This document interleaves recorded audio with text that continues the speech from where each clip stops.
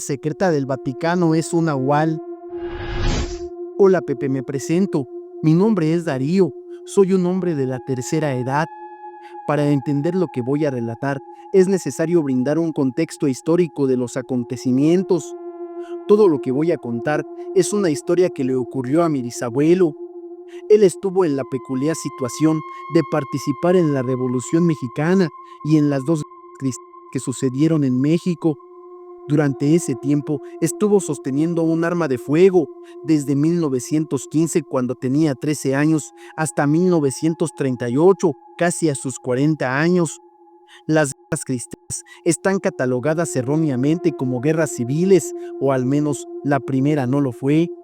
En ese primer conflicto estuvo involucrada mucha gente, incluso extranjeros.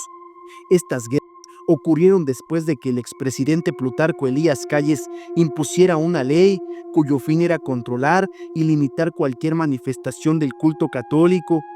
Esa ley fue el resultado de una serie de tendencias antirreligiosas que surgieron por primera vez con Porfirio Díaz y que se replicaron durante décadas.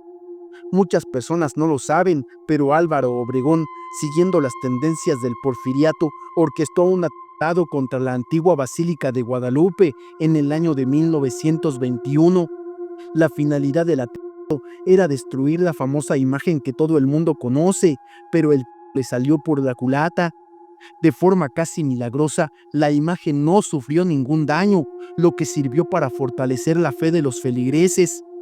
A lo largo de estos años ocurrieron varias acciones violentas por parte de ambos bandos, pero la guerra fue inevitable.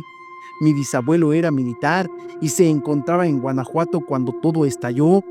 En sus historias siempre hay caos, muerte y destrucción.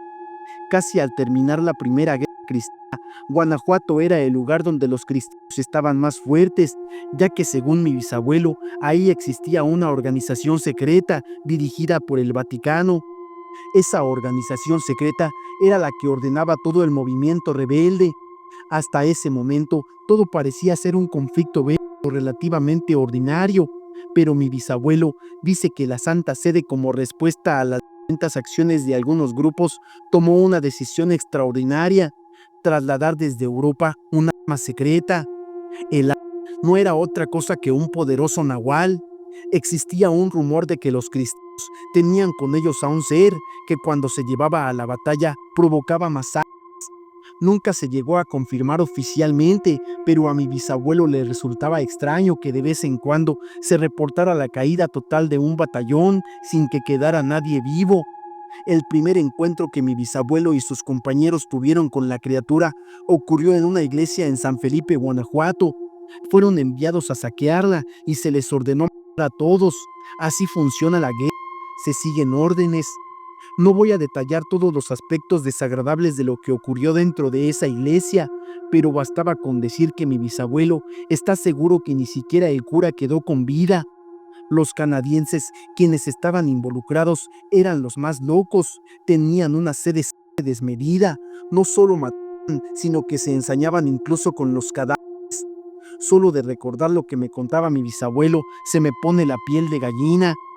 En una de esas historias, los Trip, un grupo supremacista, también estaba involucrado en esa violencia. Mi bisabuelo presenció un espectáculo desagradable cuando de la nada apareció frente a ellos una criatura proveniente desde las profundidades del infierno. Literalmente era un lobo, pero herido y más alto que los canadienses. Debía rondar los 2 o 3 metros. La bestia carecía de cualquier rasgo humano, ni siquiera la expresión de su rostro parecía normal. El monstruo impedía la salida y el nahual realizó un movimiento tortuoso que llenó de miedo a todos los hombres ahí presentes. Mi bisabuelo recuerda que hasta los canadienses se pusieron nerviosos, algo que impactó profundamente en él, pues ellos siempre estaban dispuestos a enfrentarse a la muerte sin temor. Todos comenzaron a disparar con sus carabinas y fusiles. Las balas impactaban en la criatura, pero no penetraban su cuerpo. Él dice que los proyectiles hacían un sonido extraño, como si dispararan a un montón de roca en la tierra. La criatura los observaba con odio, mostrando sus colmillos mientras avanzaba lentamente hacia ellos. De repente se lanzó sobre el general con sus garras ensangrentadas y pedazos de carne. El uniforme de mi bisabuelo quedó manchado de sangre. Esto lo dejó completamente paralizado por el miedo. Sintió como si el tiempo se hubiera ralentizado. Veía cómo sus compañeros hacían cosas, pero él no podía moverse.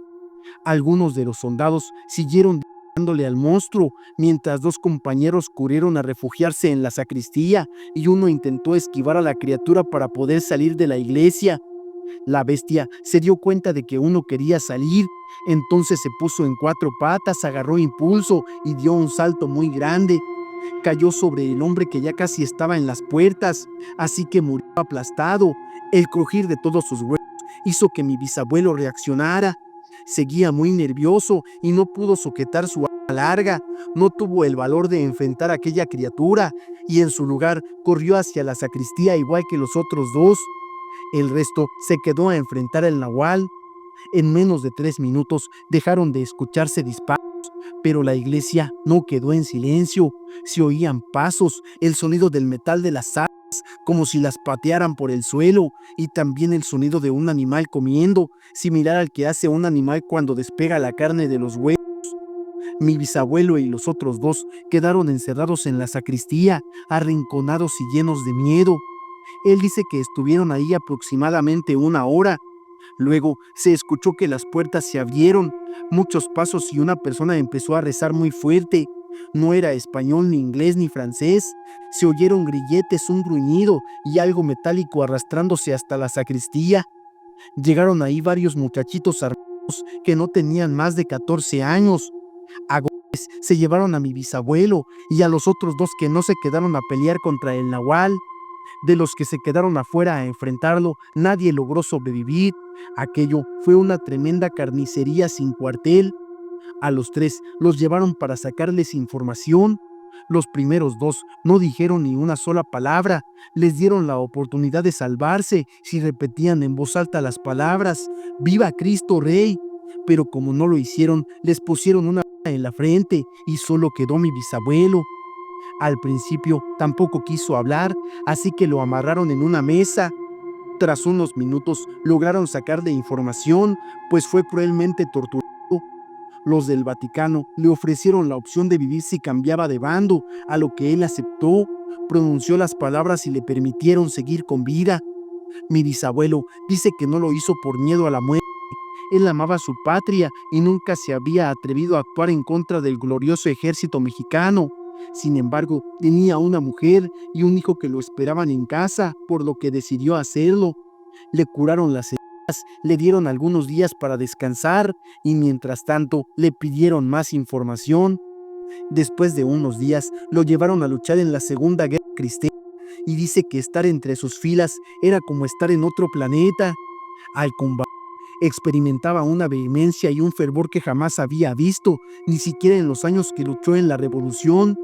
Todos se cuidaban la espalda, no dejaban atrás a ningún hombre y se veían como hermanos de sangre.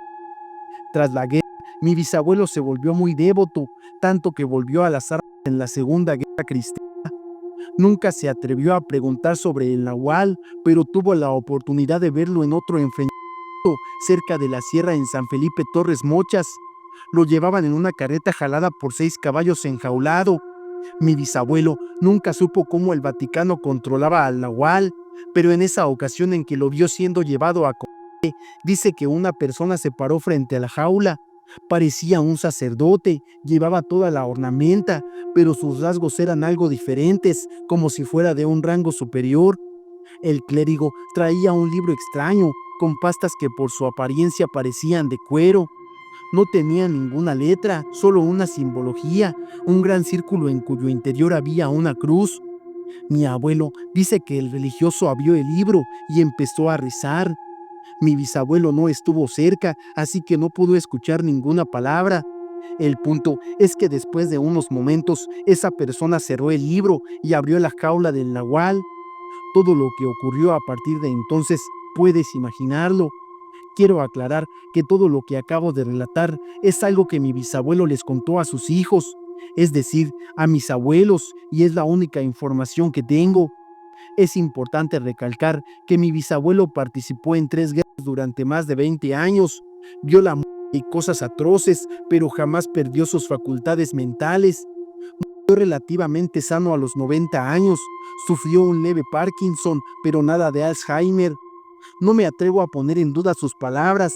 Fue un hombre que arriesgó su vida, aportó su granito de arena para que cambiara el rumbo de la historia de México, al igual que muchos otros, por supuesto. Aún así, existe la posibilidad de que todo lo relacionado con el nahual sea fruto de un trauma o que se tratara de otra cosa que mi bisabuelo no lograra comprender y buscó darle una explicación basada en su lógica, pero eso nunca lo sabremos.